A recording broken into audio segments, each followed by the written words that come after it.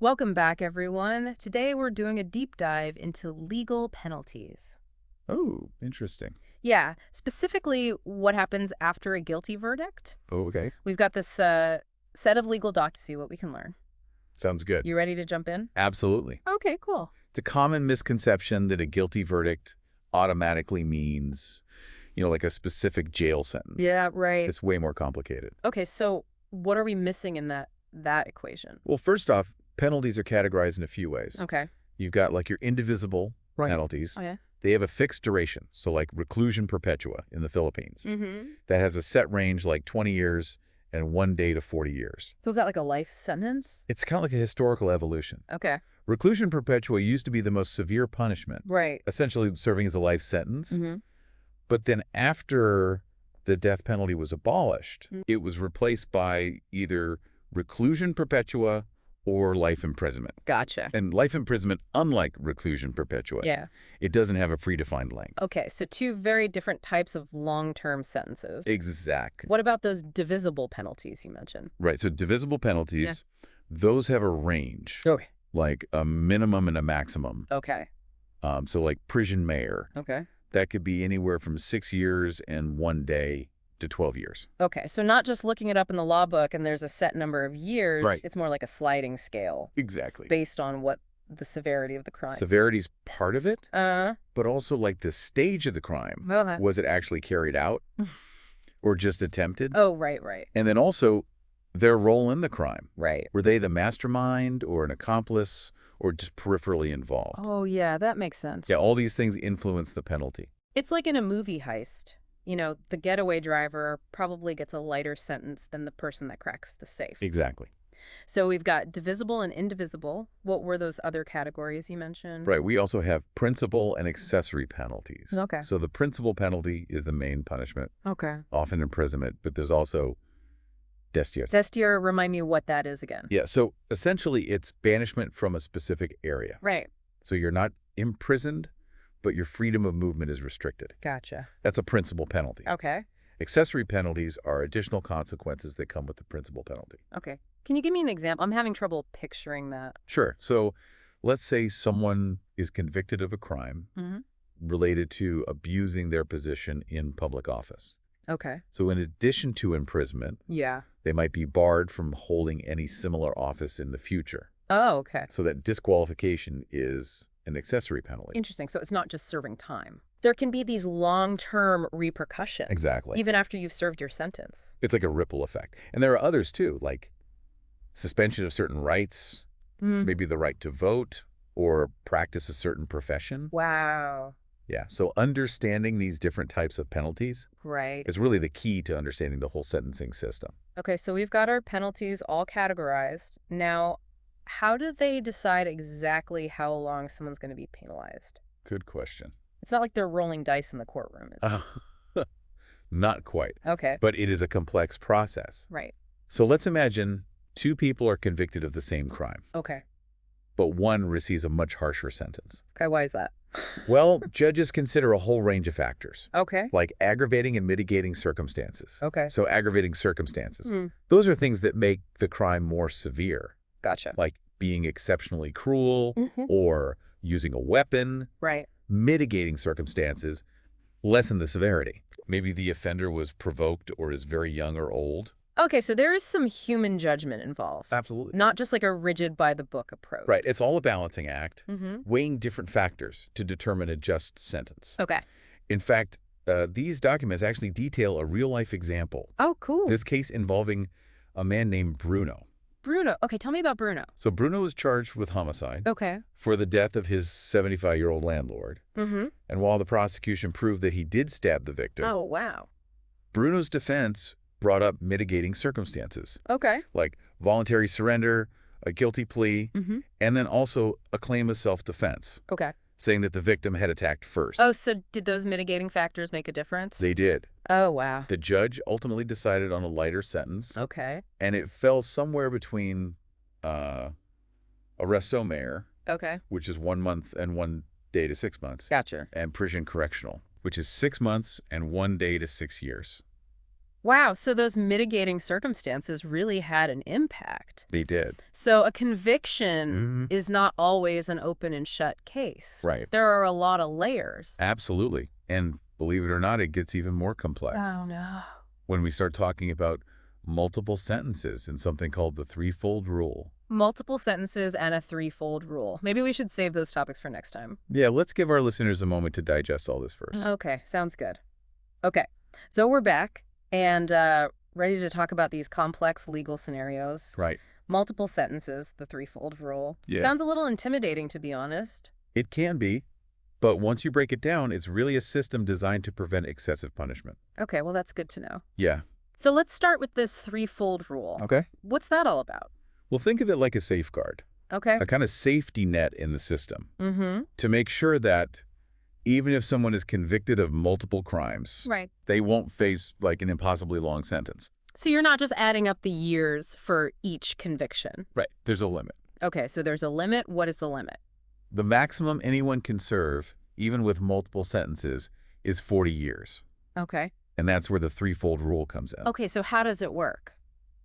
It's actually pretty straightforward. Okay. Let's say someone is convicted of 4 different crimes, Okay. each with its own sentence. Mm-hmm. You take the length of the most severe sentence, Okay. and you multiply that by 3. Okay. Then you compare that number to the total duration of all the sentences added together. Okay, so like if the longest sentence is 15 years, Right. you multiply that by 3 to get 45. Exactly. And then you add up all the sentences together, and then whichever number is lower, Yes. that's the maximum they would serve. Exactly. And even then, if that lower number exceeds 40 years, Right. the maximum they can serve is still capped at 40. Oh, okay. That makes sense. Yeah, it ensures that the punishment, even for multiple crimes, stays within reasonable bounds. That's good to know. Yeah. It kind of prevents what could be a truly overwhelming and kind of unjust sentence. Right. Okay, so that's the threefold rule. You also mentioned an indeterminate sentence law. Yeah. What's that all about? So this is where we shift gears a bit. Okay. This law focuses more on rehabilitation and the possibility of early release. Okay. So instead of a fixed sentence, Mm-hmm. the judge sets a minimum and a maximum term. So it's not just about punishment. Right. It's more about, giving the person a chance to demonstrate positive change and maybe get back into society sooner. Exactly. It acknowledges that people can change and that rehabilitation should be part of the system. I like that it seems more humane. Yeah. Are there any exceptions to this law? There are. Okay, like what? Certain categories of offenders aren't eligible for an indeterminate sentence, Okay. like those convicted of piracy, Okay. habitual delinquents, or Yeah. people who've escaped confinement. Okay, so those are seen as more serious. Yeah, those are offenses that warrant a more fixed approach to sentencing. So how does this indeterminate sentence law work in practice? Sure. Can you give me an example? Yeah, let's go back to Bruno's case. Okay. Remember, he was convicted of homicide with those mitigating circumstances. All right. And the judge decided on a sentence somewhere in the range of arresto mayor and prison correctional. Right. So his sentence could be anywhere from just over a month to 6 years? Exactly. Now, let's assume the judge settled on a sentence of 4 years of prison correctional. Okay. Now, because that's longer than 1 year, the indeterminate sentence law comes in. So 4 years becomes the maximum. Yes. But there's also a minimum. Exactly. The minimum term would fall within the range of the penalty 1 degree lower, Okay. which in this case would be arresto mayor. So he'll be serving a minimum sentence within that arresto mayor range, but he also has the chance to get out early. Right. If he demonstrates good behavior and makes progress toward rehabilitation. That's Yeah. It's a system that encourages positive change. I like that. Yeah. So we've explored all these categories of penalties and sentencing guidelines and the threefold rule, and now this indeterminate sentence law. This is fascinating stuff. It is a system with layers. It is. And you know what's even more interesting? What? There are alternatives to imprisonment altogether. Wait, so you can be found guilty of a crime and not go to jail? Yes. What are these alternatives? Well, there's a growing recognition that prison isn't always the most effective or humane solution. Okay. In fact, these documents highlight 2 really interesting alternatives: Okay. community service and release on recognizance. Okay, I'm intrigued. Let's start with community service. How does that work? Okay, so community service is all about giving back to society. Oh, okay. So instead of spending time in prison, Offenders are required to do tasks that benefit the community, Like what? like cleaning up parks, helping at shelters, things like that. So it's making amends for their crime. Right. They're contributing something positive back to society. Right. That's an interesting approach. Yeah. I'm guessing it's not for every crime, though. No, you're right. Okay. It's generally for less serious offenses. Okay. Things punishable by arresto mayor or arresto menor. Okay. For more serious crimes, community service wouldn't be considered sufficient.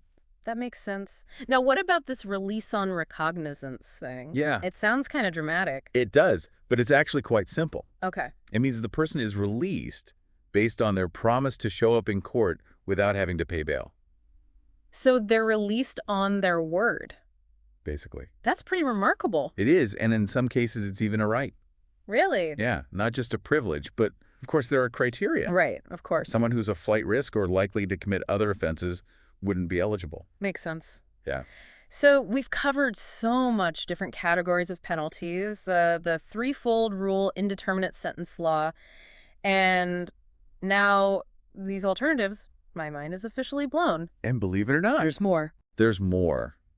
Did you know that criminal liability can actually be extinguished in several ways? Really? I thought once you're convicted, that's it. You've got a criminal record for life. That's a common misconception. Wow. But there are ways your criminal liability can be either totally or partially extinguished. No way. So you're saying there are ways to, like, clear your record completely? Absolutely. And it's not just serving your time. Okay, this is getting good. Let's talk about this next time. All right, so let's talk about this whole extinguishing criminal liability thing. Okay. Because I'm still kind of surprised that it's even possible. Right. I thought, like, once you're convicted, that's it. Yeah, a lot of people think that. Yeah. But there are ways to totally or partially extinguish criminal liability. Okay, so serving your full sentence, that's the obvious one. Right. What are some other ways? Well, death is another one. Okay. If the person dies, obviously their liability ends. Right, of course. But then there are some more interesting ones. Okay, like what?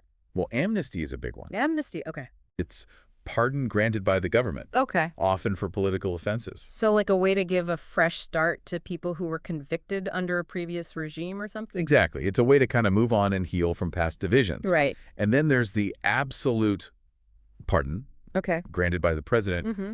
It completely wipes away the liability. So even after a conviction, you can have your record completely clear. You can regain your full rights. Wow, that's incredible. It is. And then there's this concept called prescription of crimes.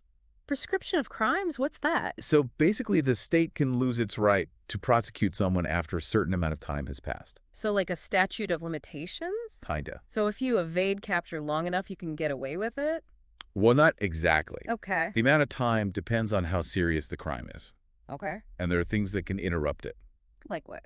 Like if legal proceedings begin, that would stop the clock. Oh, okay, so it's not a get out of jail free card? Not really. So many little details. It's a complicated system. It is. And in addition to total extinction, there's also partial extinction. Okay, so what's the difference? Partial extinction means the liability isn't completely gone. Okay. It's just reduced or modified. Okay. Like a conditional. Conditional pardon? It's a pardon that has conditions. Oh, okay, so they have to do certain things. Right, like stay out of trouble, Right. complete a program, or maybe pay restitution to the victim. So it's like a second chance. Exactly. Right. But with safeguards to protect society. Right, right. And if those conditions are violated, the pardon can be revoked. Oh, wow. So it can be taken away? It can. Interesting. So what are some other examples of partial extinction? Well, there's commutation of sentence, Okay. where the president reduces the penalty, Right. and then there are good conduct allowances, Okay. which can reduce prison time for good behavior. Oh, so even after your sentence, you can shorten your time. Yes, by making good choices. That's good.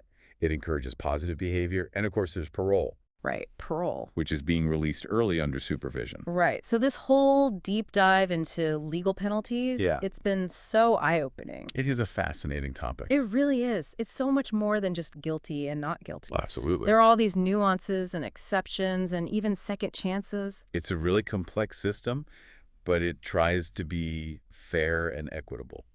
Yeah, it seems like it really tries to take into account individual circumstances and the possibility of change. It does, and that's one of the things that makes it so interesting. Yeah, for sure. Well, I think that's about all the time we have for today. Okay. This has been a really fascinating look into the world of legal penalties. It has. And to our listeners, if you want to learn more, you can check out the resources on our website. Yes, definitely. All right, until next time, keep those brains buzzing and those deep dives deep. Welcome to another deep dive, and this time we're getting into some serious legal territory, looking at criminal and civil liability in the Philippines. Oh, yeah. Specifically, we've got some excerpts here, Articles 100 to 160 of the revised Penal Code. Yeah. So we're going to be tackling rebellion and related crimes. Heavy stuff. It is heavy stuff, but hopefully by the end of this, everyone listening will be able to, drop some knowledge, some legal bombshells at their next dinner party. Yeah, dinner party knowledge for sure. Right. It's fascinating stuff. It is. I mean, it's a really interesting area of law where every criminally liable felony, every single one, also carries civil liability. So that means if someone commits a crime, like, say, theft, they could be facing jail time. Right. But they could also be hit with financial responsibility. Okay, so it's like a double whammy. Absolutely. You get punished by the state, but you also have to make things right with the person that you've harmed. Make the victim whole. Right, exactly. Right. So are there ever cases where, those civil penalties, those financial penalties, actually end up being more impactful or maybe even more, I don't know, more meaningful than the criminal punishment? Absolutely. Like, what kind of situations would that happen? I mean, think about like a family heirloom that's stolen. Okay. So, a piece of jewelry or something passed down through generations. That sentimental value that's determined by the court as part of this thing called reparation that can far outweigh like the actual market value. It could be worth like $100, but to that family, it's priceless. Wow. So that could really you could be ordered to pay much more absolutely. than what the thing was even worth. Absolutely. Wow. And I think that makes you realize that there's more to justice than just punishment, right? Right. It's also about righting the wrong, trying to make the victim whole again, which is hard to... Yeah. How do you even put a price tag on that? Exactly. Yeah. And this is where the 3 R's of civil liability come in. So restitution, reparation, which we just talked about, and indemnification. Okay. So restitution, that involves returning stolen property or its monetary value. Now, here's where it gets kind of interesting. Restitution applies even if the accused is acquitted. Wait a minute. Hold on. Yeah. So you can be found not guilty of the crime, but still have to return the property. Yeah, as long as the offense is proven. Okay, so that's kind of a... It is a little bit of a head scratcher. Yeah, it's hard to wrap your mind around that because, if you're acquitted, you're supposed to be innocent. Well, you are innocent until proven guilty, but it underscores the separation of criminal and civil proceedings. So you might be acquitted in the criminal case, where the burden of proof is higher, but still be liable in a civil case. Oh, okay, so it's almost like 2 parallel tracks happening. Absolutely. Acquittal doesn't automatically erase the civil liability. The burden of proof in a civil case is lower, so it's possible to be found not guilty in one, but liable in the other. Okay, so the court could basically be saying, we're not 100% sure you're guilty beyond a reasonable doubt. Yeah. But we're pretty sure you owe this person something. Exactly. Interesting. And then, reparation, which we just talked about. Yeah. That covers the actual value of a lost item, plus any sentimental value, like we discussed. Oh, man, I can imagine, going to court. Yeah. And, trying to make the argument about sentimental value. It's like, well, this thing meant the world to my grandmother. Yeah. And trying to put a number on that. Yeah. It gets messy. Yeah. And what about indemnification? What does that cover? So indemnification is about the broader consequences, the ripple effects of the crime. So not just the direct loss to the victim, but any hardships faced by their family or third parties. So for example, if someone is assaulted, indemnification would cover not just their medical bills, but maybe lost wages for their family who had to take care of them. Yes. Therapy costs, all that kind of stuff. Exactly. Acknowledges that the harm can go far beyond just the immediate victim. It's like the butterfly effect of crime. Exactly. And here's another twist. even individuals who are exempt from criminal liability Okay. can still be held civilly liable. What? So we're talking about people like individuals that the court has deemed mentally unfit, Yeah. or like minors acting without discernment. Yeah. So how does that even make sense? How can someone be exempt from criminal responsibility but then still have to pay damages? Well, it comes down to the different standards of criminal and civil law. Okay. So criminal law focuses on intent and culpability. Did they mean to do it? Were they in control of their actions? Right. Whereas civil law, it's more about making the injured party whole again, Okay. regardless of the offender's mental state.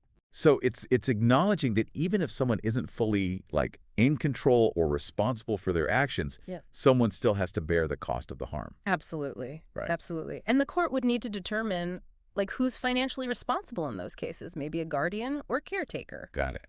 Now, what happens if you've got multiple people involved in a crime? Oh, yeah. Who pays what? Yeah, that's what I was just thinking. Like, if it's a group, Yeah. does everyone just split the costs evenly? No, No, not sir. at all. Okay. That's where subsidiary liability comes in. Okay. So the court considers each person's role in the crime and assigns a share of the payment accordingly. So, like, if there's a ringleader, Yeah, they might be on the hunt for a bigger chunk absolutely. than someone who was like, just kind of went along with it. Exactly. And there's even an order of preference Yeah. when enforcing this liability. So principals first, then accomplices, and lastly, accessories.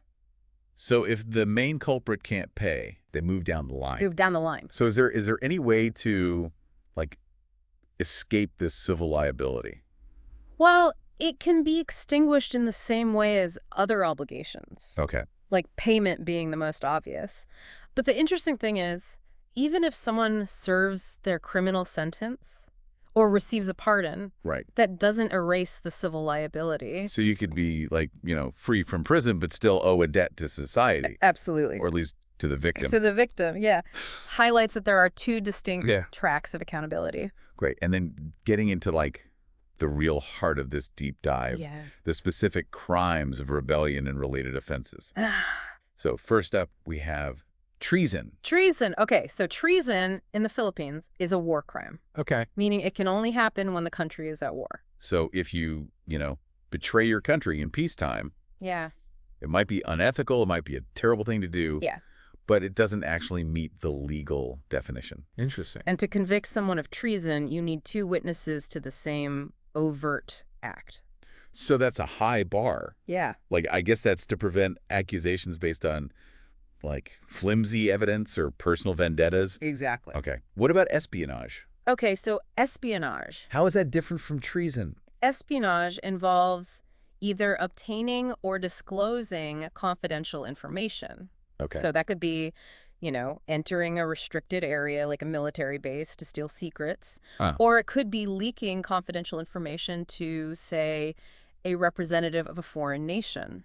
Okay, so it's about the information itself. Yeah. Not necessarily about, like, violence or an intent to overthrow the government or anything like that. Yeah, espionage is much more about, the information of protecting national security. Okay. Now, I remember reading about, like, all these different crimes Yeah. where even proposing or inciting something is illegal. Right. Like, you don't actually have to do the thing. Yeah. Just talking about it can get you in trouble. Yeah. So I remember that applies to rebellion, but what else? What other crimes? Yeah, so proposal is punishable for rebellion, coup d'etat, insurrection, and treason. Okay. So those are the four for proposal. And then inciting is punishable for rebellion, insurrection, and sedition. Okay. Yeah, so you're right. Even talking about these things Right. can get you in a lot of trouble. Yeah. But how do they differentiate between a proposal and inciting? Yeah, that's a good question. Like, legally, what's the Yeah, purpose? proposal is more concrete. Okay. It's often a secret plan, between individuals. Okay. Inciting is a more public act of encouragement. Hmm.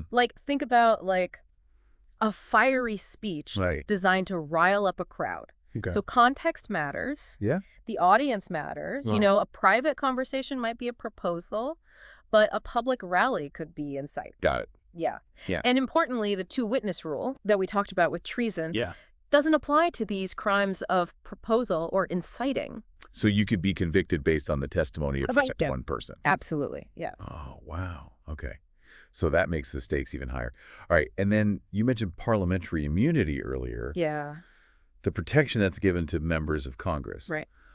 But I'm still curious about, like, Yeah. those exceptions, the cases where they could be arrested even while in session. You're referring to that provision that allows for the arrest of a member of Congress even during a session. Right. If they've committed a crime. Yeah, if they committed a serious crime. Punishable by a penalty higher than prison mayor. Right, prison mayor. So that means, what, like 6 years in 1 day? Yeah, it covers a range of 6 funny. years and 1 day to 12 years. Okay. Yeah. So essentially, if a member of Congress commits a really serious crime, Right. one that carries a heavy sentence, then that parliamentary immunity is not a doesn't apply. get-out-of-jail-free card. Not a get-out-of-jail-free card. It's got limits. Yeah. But I'm wondering, like, Yeah. couldn't that be misused? Couldn't that be a way to, like, target political opponents or silence dissent? Yeah, it's a delicate balance, right? I mean, you have legislative freedom on one hand, Right. but then you have to ensure that no one's above the law. Yeah, so it's fascinating to see, like, how these concepts play out in the real world. Absolutely. Because it's not just about, like, memorizing definitions. Right. It's about understanding, like, the nuances Yeah. and, the potential for both justice and abuse. Absolutely.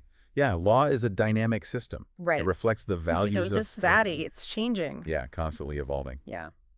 All right, so let's... Now let's get into this next section on illegal assemblies. Section. Yeah, so we talked about the two main types defined by the intent of the participants. But there's actually another category that's worth exploring. Another category. Yeah. All right, well, let's hear it. What other types of illegal assemblies are there? Okay, so this category focuses on assemblies that are deemed inherently illegal due to their nature. Okay. So regardless of the participants' intentions, Okay. imagine gatherings that are so disruptive to public order or they pose such a threat to national security Right. that they're just considered illegal on their face. So it's not about what they're planning to do there. No. It's about, like, the form the gathering takes. The form. Okay. Yeah. So what kind of assemblies are we talking about here? All right. So historically, this has included things like unauthorized military parades, demonstrations inciting violence or hatred against certain groups, or gatherings that obstruct, like, essential services or transportation routes. So it's not even about, like, the content of the speeches or, like, the individual actions of the people involved. It's, like, about the potential for disruption or danger. The assembly itself. Inherent in the assembly itself. Exactly. Yeah. Okay. I can see how this I figured that get out. really tricky really fast. Yeah, because defining what constitutes an inherently illegal assembly, that can be subjective. Right. It requires careful consideration of the context, Right. the potential consequences, Yeah. and how those weigh against, like, the right to freedom of assembly. Yeah. So how has this played out in the real world?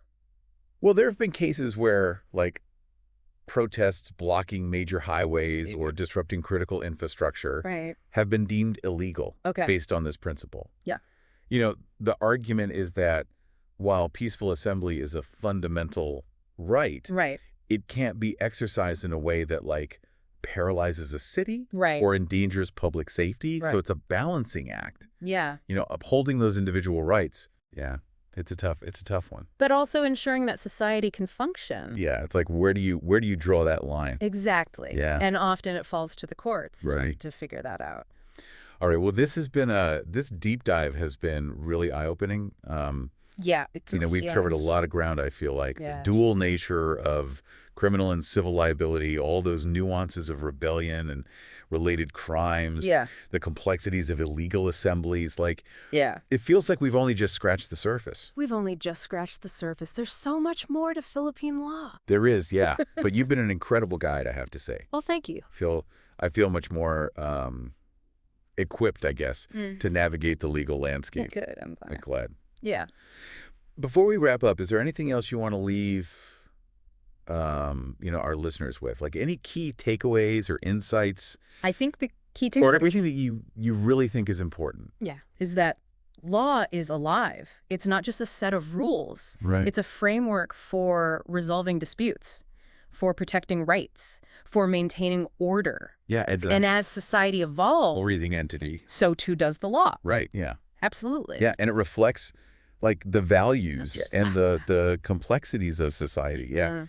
And so understanding legal concepts, it's not just about memorizing definitions. No. It's about like grappling with those big questions Yes. about justice, Yeah. fairness, Yeah. the balance of power. Yeah. And I encourage anyone listening to keep exploring these topics. Right. You know, there's always more to learn, There is. There's always more to learn, especially in a field. especially in dynamic as law. Yeah, especially in law. All right. Well, on that note, we'll wrap up this deep dive into the world of Philippine law. Thank you so much for joining us. Thank you. And keep those legal minds sharp. When I think of illegal assemblies, I picture like a mob of people just causing chaos. Yeah. You know, but I'm guessing the legal definition is a little bit more nuanced than that. Yeah, it's not just about crowds being rowdy. Philippine law actually defines Right. two main types of illegal assemblies. Yeah. So the first one involves armed individuals gathering with the clear intent to commit a crime. So like a meeting to plan a bank heist, for example, and they all show up with weapons, that would fall into that category. That's a perfect example. Okay. The second type focuses more on the intent of the speaker Okay. and the potential impact on the audience. Sure. So it covers meetings where the speaker is inciting the audience, whether they're armed or not, Right. to commit these serious crimes like treason, rebellion, or even direct assault. So that's interesting because it means even a seemingly peaceful gathering Yeah. could be deemed illegal if the speaker is like stirring up trouble. Yeah. So it puts a lot of weight on the speaker's words. Intentions, right? Absolutely. Yeah. It's not just about the actions of the crowd, but the message being conveyed. Yeah. The law recognizes that words can have a powerful influence Yeah. and be used to incite violence or illegal activity. It makes me think of that whole shouting fire in a crowded theater analogy. But, you know, where do you draw the line between, like, passionate free speech and actual incitement? Where's that line? Yeah, it's a constant debate. And, the courts often have to weigh that right to free speech against the need to protect public safety. Context matters a great deal. Yeah, I bet there's some fascinating legal precedents around that whole issue. Oh, absolutely. But before we go down that rabbit hole, I want to circle back to those 3 R's of civil liability that we talked about before: restitution, reparation, and indemnification. Yeah. How do those play out in cases, related to rebellion, for example? Okay, so let's say during a rebellion, government property is damaged. Yeah. Or private businesses are looted. Restitution would require those responsible parties to either return the stolen goods or to compensate for that damage. And what if those items are just like gone for good? Yeah. Or the damage is like irreparable. Yeah. Imagine a historical building is burned down. Right. You can't exactly return that. Exactly. That's when reparation comes in. Okay. So the court would assess the value of that lost property, factoring in not just market value, but also any special historical or cultural significance. Man, I can only imagine those cases getting really, really complicated. Oh, yeah. Trying to put a price tag on something that's irreplaceable. Yeah. And then what about situations where people are injured or even killed during a rebellion? Right. Does indemnification cover those losses as well? Yeah, it would have to, right? Yeah, indemnification goes beyond just property damage. Yeah. It covers those wider consequences of the crime. Right. So it could include things like medical expenses for the injured, lost income for families, funeral costs. Wow. Even compensation for emotional distress. So it's really meant to acknowledge that the harm caused by a crime can kind of ripple outward, affecting not just the immediate victim, but like their loved ones, the community. The community as a whole. Yeah. And remember, even if someone is exempt from criminal liability, like we talked about, due to mental incapacity, they can still be held civilly liable under these principles. So even if they're not deemed like criminally responsible, someone still has to bear the cost. Right. It's about making sure that victims are compensated regardless of the perpetrator's mental state. Absolutely. Yeah. Now, thinking back to those crimes where even just proposing or inciting the act is illegal, I'm curious how that works in practice. Yeah, we talked about how like even discussing rebellion or treason can land you in trouble. Yeah. Are there real world examples of that? Oh, absolutely. There have been numerous cases throughout history where individuals have been charged with inciting rebellion or sedition based on their speeches or writings. Wow. The key factor is Did their words intend to? Right. And were they likely to incite imminent lawless action? Okay. It's a high bar to clear, and it should be, given the importance of protecting free speech. So it's not just about like a fiery political speech that gets people riled up. Right. There has to be like a clear and present danger Exactly. of violence or illegal activity resulting from it. Exactly. It's a delicate balance that the courts are always grappling with. Yeah, and remember, unlike treason, the two-witness rule doesn't apply to these crimes of proposal or incitement. Exactly. A single witness A single witness could be enough for a conviction. could be enough. Yeah. Wow, okay. So that makes the stakes even higher. Absolutely. We were talking about parliamentary immunity earlier, the protection given to members of Congress. But I'm still curious about those exceptions, the cases where they can be arrested even while in session. Yeah, you're referring to that provision that allows for the arrest of a member of Congress, Right. even during a session, if they've committed a crime punishable by a penalty higher than prison mayor.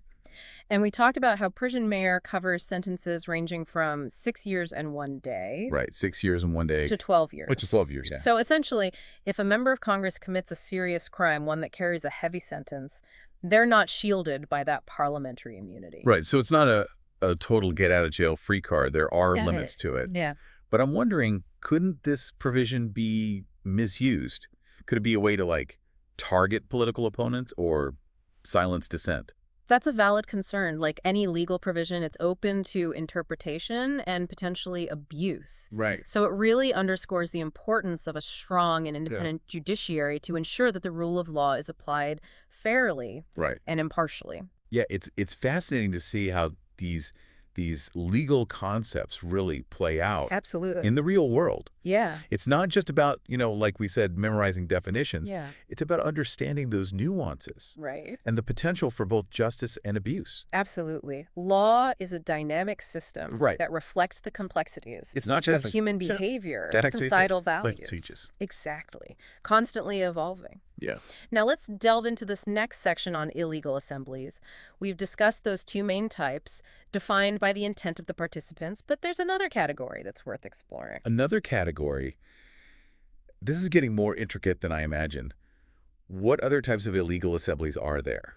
So this third category, it focuses on assemblies that are considered inherently illegal just because of what they are. Okay, so not because of what people are planning to do at them, but more because of how they're, like, structured or organized. Exactly. It's about the form the gathering takes. Like, imagine gatherings that are just so disruptive, so chaotic, that they pose a threat to public order or national security. They're basically considered illegal on their face. So even if there's no specific plan to commit a crime. Right. It's not about intent in these cases. So what kind of assemblies would fall under this category? Historically, we're talking about things like unauthorized military parades, demonstrations that are specifically inciting violence or hatred against particular groups, or even gatherings that are designed to obstruct essential services or transportation routes. So it's not just about, like, what people are saying or doing at these assemblies, but it's the potential for disruption, for chaos. Exactly. Yeah. It's about that potential for danger that's inherent in the assembly itself. Okay.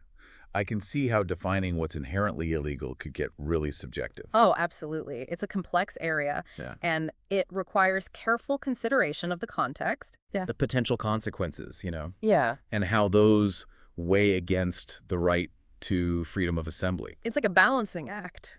It is. It's a tricky one. So how has this played out in real-world situations? Are there any examples? Yeah, there have been cases where protests that blocked major highways or disrupted things like critical infrastructure, those have been deemed illegal based on this very principle. Right, because they're essentially paralyzing a city or putting public safety at risk. That's the argument. And it highlights the tension between upholding individual rights, like freedom of assembly, and making sure that society can function safely and effectively. Wow.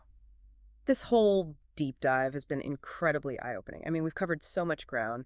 Criminal and civil liability, those nuances of rebellion and related crimes, the whole concept of illegal assemblies. It's been a lot. It has been a lot. It feels like we've only just scratched the surface of Philippine law. Well, it's a vast and complex legal system. It is. But you've been an incredible guide, I have to say. I feel so much more informed now. Well, thank you. I'm glad to hear that. It's been a pleasure exploring these topics with you. You've asked some really insightful questions. Well, you've provided such clear explanations. Before we wrap up, are there any final thoughts you'd like to share with our listeners? Any key takeaways that you think are really important to remember? I think the most important thing to remember is that law is a reflection of us. Hmm. It reflects our values, our complexities as a society. It's not just the static set of rules. It's a framework that's constantly evolving, adapting to the world around it. It's a living, breathing entity, right? Exactly. And as society changes, so too does the law. That's why it's so important to stay engaged, to keep learning, to understand the nuances. Because understanding legal concepts isn't just about memorizing definitions, it's about grappling with those big questions. Yeah. About justice, fairness, and the balance of power. Well said. And I hope that this deep dive has encouraged everyone listening to continue exploring these issues, to think critically about the role of law in our lives. Absolutely. And on that note, we'll wrap up this deep dive into the world of Philippine law. Thank you so much for joining us, and keep those legal minds sharp.